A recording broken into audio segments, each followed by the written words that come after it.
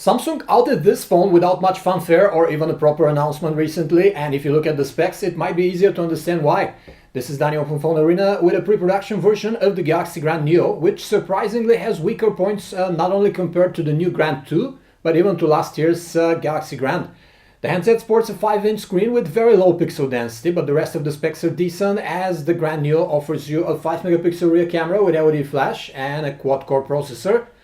However, the original Galaxy Grand is still on the market and actually offers a high-resolution camera and video recording, which raises some eyebrows, so let's preview what can we expect from the Grand Neo. The handset's dimensions are neither compact nor light in comparison with other 5-inchers out there. The rounded corners and physical home keys scream of Samsung design, as well as the white plastic used for the chassis. Grand Neo sports a removable back cover, which grants you access to the micro SIM and memory card slots, as well as to the swappable 2100 mAh battery.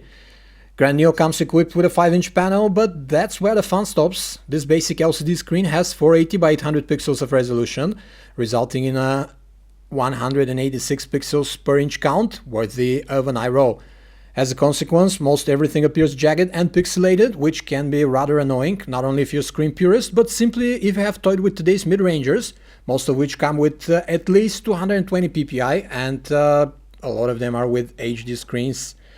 Still, for watching videos and occasionally for browsing, a big screen often trumps pixel density, so if these are your main purposes, the Neo might be a fine budget choice depending on the price.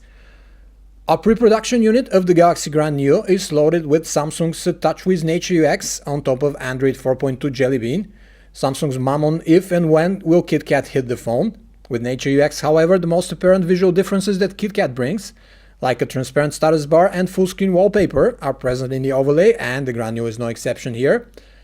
We're also getting most staple features of Samsung's homemade interface overlay, like Smart Stay, which keeps the screen on while we're looking at it, and the multi-window mode that can run two different apps on a split screen.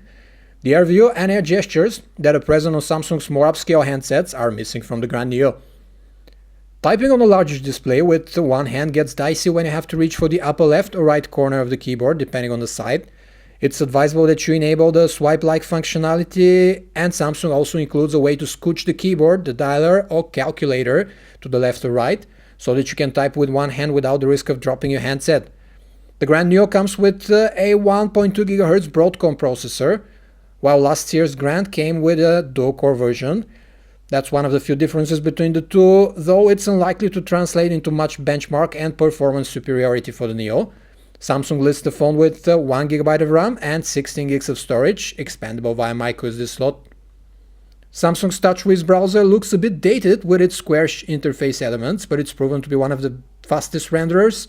Plus, at Android Jelly Bean, it still sports Adobe Flash support right out of the box.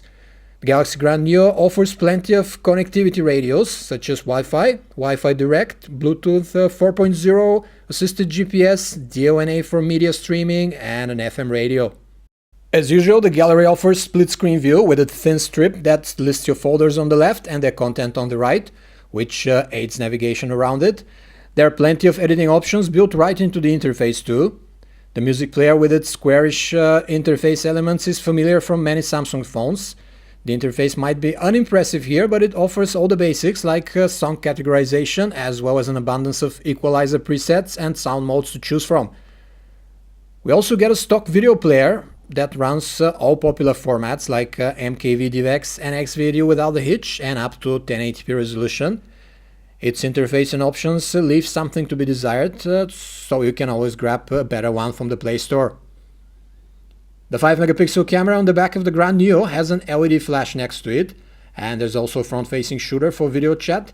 Samsung offers plenty of shooting modes like Best Shot or Panorama, arranged in an easy-to-flip-through carousel.